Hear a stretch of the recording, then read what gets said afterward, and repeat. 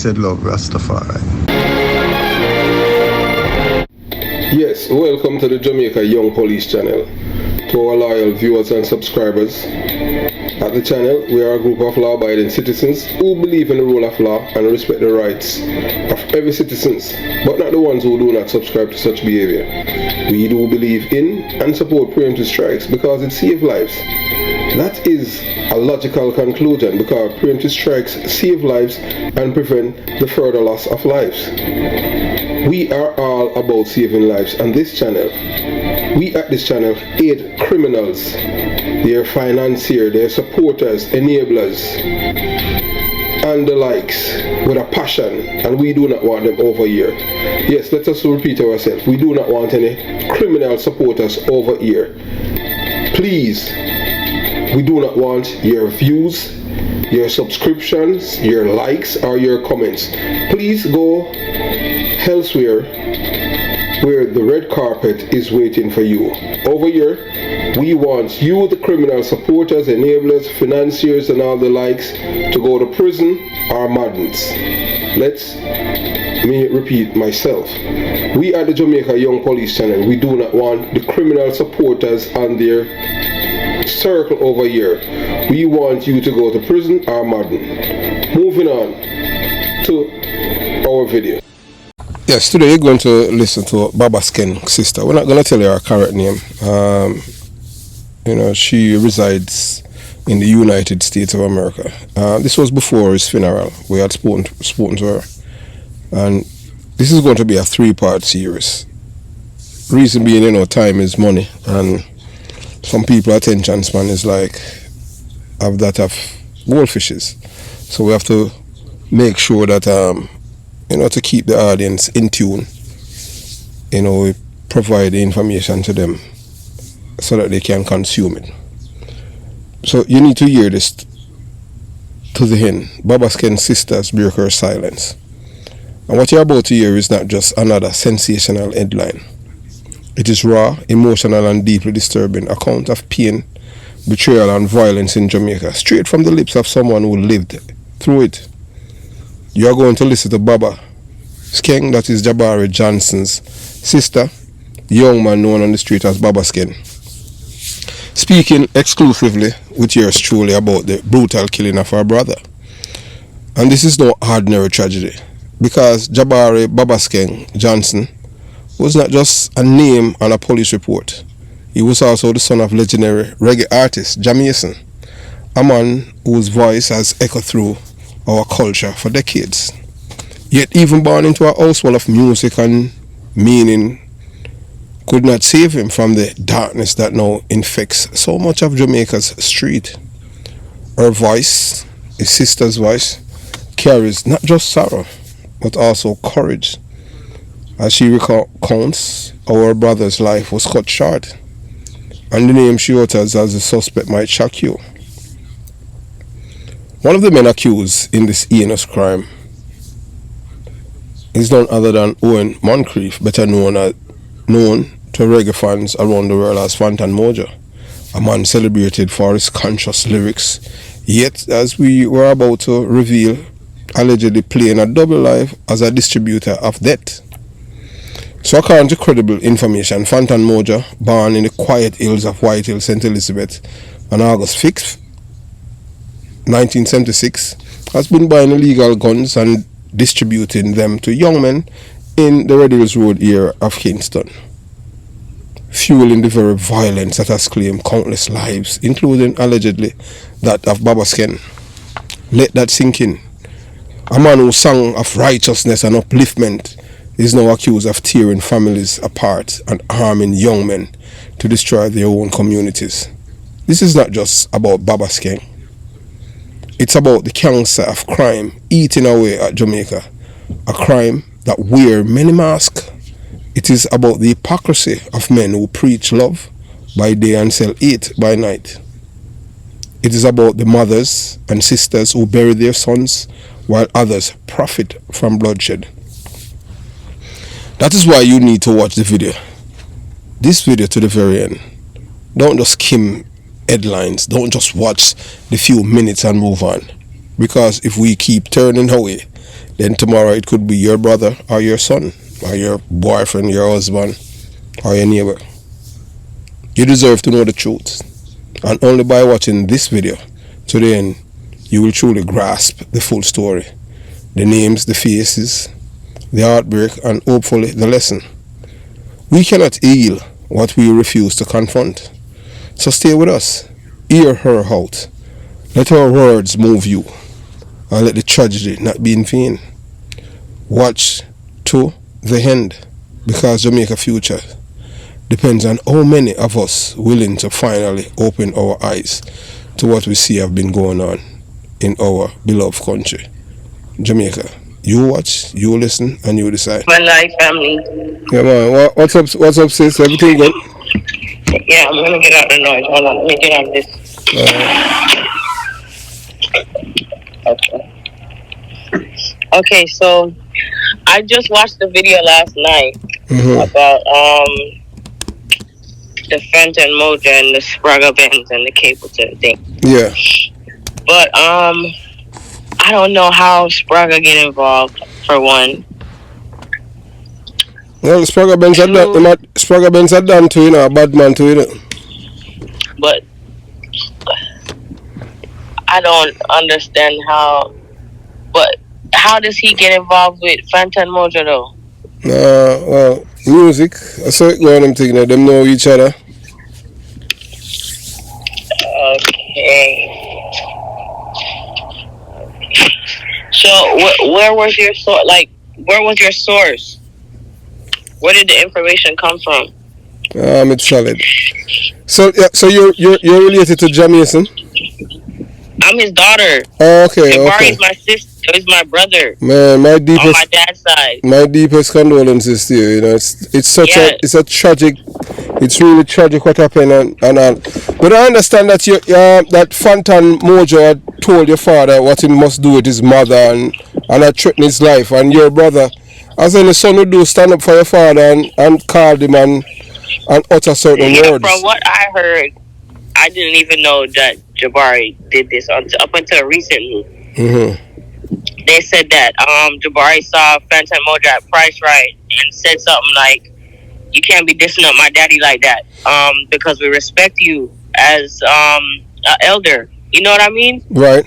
Something like that. But then something came back saying that about like money, like somebody gave somebody money, like FANTON MOJAH gave Baba money to be quiet or something like that. But if FANTON MOJAH gave Jabari money, he would have told one of his siblings, like especially his brother that he lived with. Yeah. You get what I'm saying? So nothing didn't go like that. That wasn't true. So there was no money involved. I don't know if he actually dissed him up, but the conversation didn't go. It wasn't on no badness. Like, the conversation wasn't on no badness. It was like, yeah, he checked him about talking about his father, but it wasn't on no badness.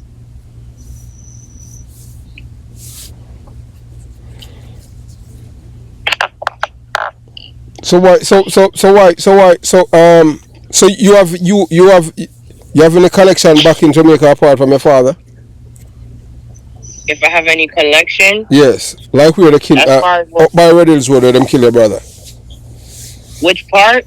Yeah, where they kill your brother. It was up by a shop. I can get all of the information that you need, honestly. Whichever information that you need. And then they're saying don't get Red Hills Road mixed up with Red Hills. You know what I mean? Because he was killed up in a busy area, like on a main road. About, like, they're saying it was like 10 minutes from the police station. From Red Hills police station? So what the brother said the name of the killer? Because the people them know the person who killed your brother, you know.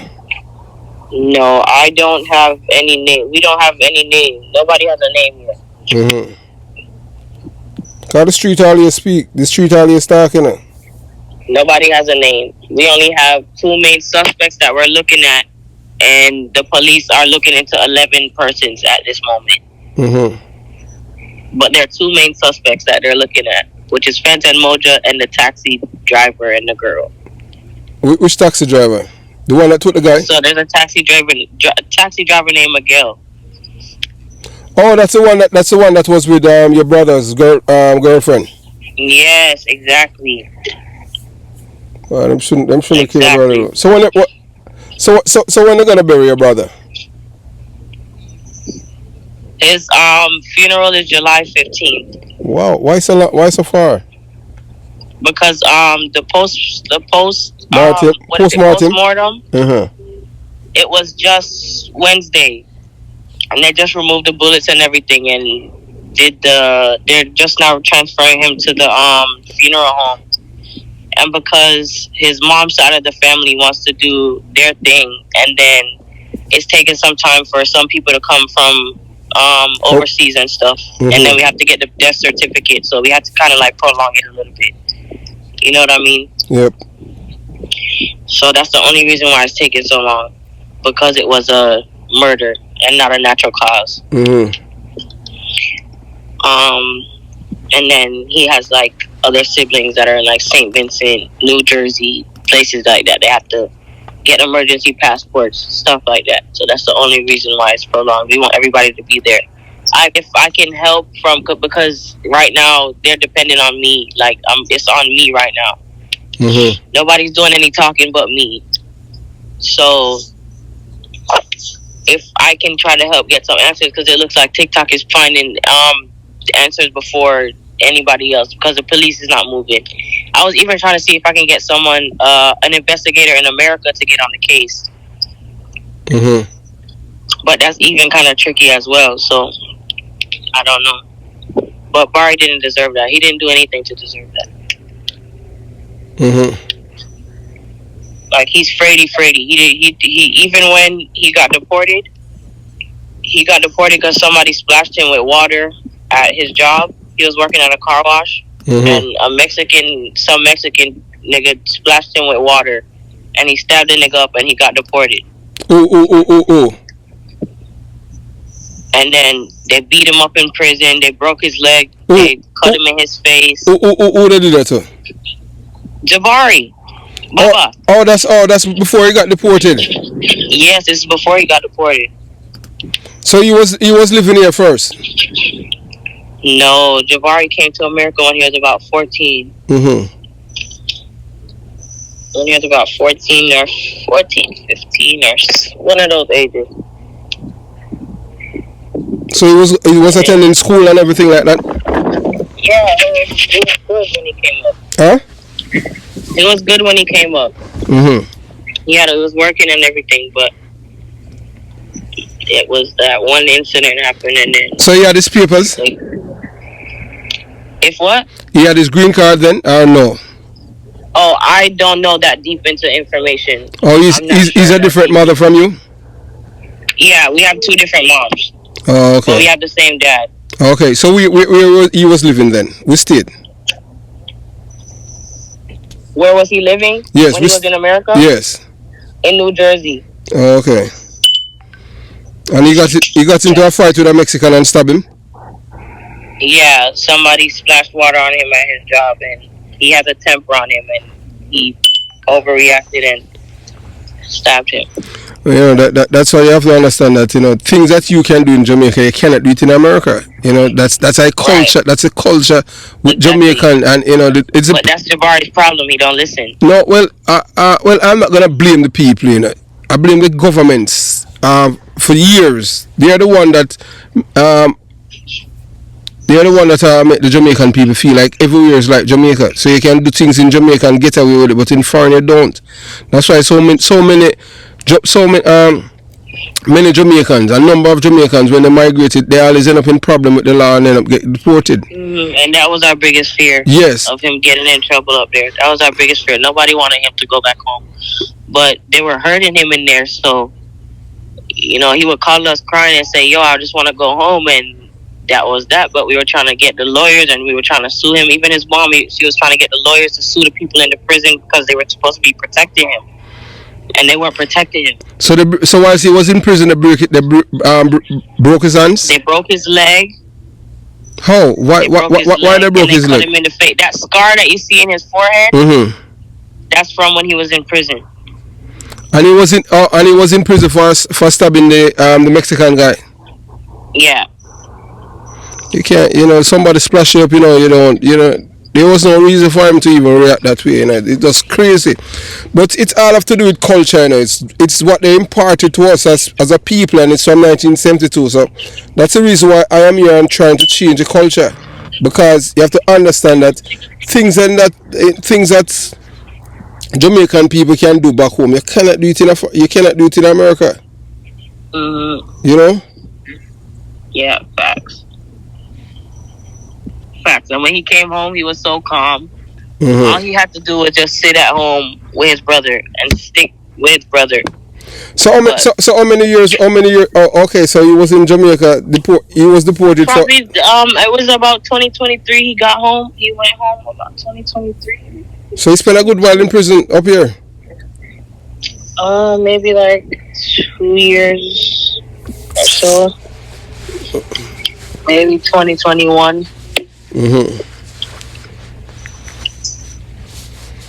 Wow. 2021 up until like 2023. Mm-hmm. And he just asked them to buy the ticket for him to go home. Mm-hmm. And the state of New Jersey sent him back. Mm-hmm. Mm-hmm. Well, I just, that's why I try at all times, to explain to people, Jamaicans, when they migrate, that is a different culture than what they have in Jamaica. But they make the people in Jamaica feel like that's how the world is, and it's not. And the politicians have been feeling the people for decades, for the past 53 years. Facts. You understand? Facts. Yep. But I just didn't listen. Like, there was times where they were calling me from Jamaica and telling me to talk to Barry, but he didn't listen. I don't know what type of. The only thing that I know is that he was stealing cars. He was stealing cars? I don't know about him being in no other badness. And then somebody said that he got into some trouble and his friend, it's all about this friend thing. His friend bailed him out and he got arrested in Jamaica. For what? I'm not even sure what the case was. Wow. I don't even know what the case was. It's sad though. But that's the only thing that I know that Barry was doing, is he was stealing cars. So what Jenna? Yes. When they tell them more, you come up play a match with. If we can get some information. Kwame. Yeah. So I don't know. It's a funny thing with Kwame because a week prior, before Barry crossed over. This is before the 28th, before that Monday, a week before that Monday. Kwame called Leon, which is Jabari's brother on his mom's side, and said, yo, talk to Barry because they're going to kill him. Right? That's the other guy that's on TikTok. That was on TikTok. Yeah, that's the other one that's playing the match with him, the one that's on the other side of him. Mm-hmm. So he calls his brother and tells him that, and his brother's like, yo, you can't say stuff like that about my family. You got to be careful what you say. But Leon still took heed and called his mom and was like, yo, talk to Barry. And Barry called Leon and said, no, actually he texted him on TikTok and said, stop calling my family in America and telling them my business and stay out of my business, and calling him a batty boy and just like cussing him off bad. And the only thing he said was, okay, bro. And then Monday come and then Barry's dead. Oh, okay. So the guy that was doing the match with him told him before that right. they told right. his brother that they were going to kill him. Yeah. So why? So what was the reason why he said that they were going to kill him? All he said was that he was doing stuff that he wasn't supposed to do. And what was that? That's the only thing that's the only information that they told me. So no one get the chance to talk with the guy. Kwame, no, he's not talking. He's not really talking to us like that. Like, even the first thing that we asked Kwame was, "Where's my brother?" Because we're in shock. Mm-hmm. And the only thing Kwame said was, he's dead. No remorse, no nothing. Like, it's just, I don't know. And they keep telling us, oh, Kwame's good, but I don't know. I don't know about Kwame. So anyone have a number for him, for Kwame? Kwame's on Instagram right now. What was his Instagram page? Instagram. It's the same as his TikTok page. Kwame Well Bad. Well, I don't use TikTok because I work for the federal government, so you know I don't use TikTok. His Instagram is Kwame Well Bad. Kwame Well Bad. But I can ask him for his number if need be. Honestly, and then they have a number for the girl too because Jabari used to call from her phone. Oh, his girlfriend phone. Yeah, he used to call us from her phone sometimes. So we have a number for her too. So what your father say about with FANTON MOJAH? I mean, he's not really saying anything. He didn't tell me anything personally. It's my siblings that'll tell me because he really talks to the men more in the family. Like, he talks to the boys more. And then my brothers will tell me what he's saying. So like, the only thing that we know is that apparently, what's his name? I forget Jatonda called FANTON MOJAH, and this is when they were in St. Elizabeth. This was maybe a couple months ago. You have a number for FANTON MOJAH? I don't have no number for him. I've never spoken to him a day in my life. I've never spoken to him because he's in St. Elizabeth right now, you know. No, I don't know what's going on. They said that the investigators were supposed to be looking for him, and he said that he's not on the island at the moment. He's lying. So he can't answer any questions. We want to use this occasion to express our deepest condolences to the family, friends, colleagues of Jabari Johnson, aka Baba SKENG. Although we have, I've made such an announcement before, but we know that it's really, really sad. That this young man lost his life right in the full view of the world. And this is how cold our people has become in Jamaica, in which they don't have no regards to life. So we have now come to the end of part 1, but this is just the beginning. We have now come to the end of part 1 of this powerful and revealing 3-part series. What you have heard today is just the tip of the iceberg, a glimpse into pain, betrayal and dangerous double lives that have scarred a family and shocked a community. But the story doesn't end here. Tomorrow at the same time, right here on the Jamaica Young Police channel, you'll hear part 2, where even more shocking details will come to light.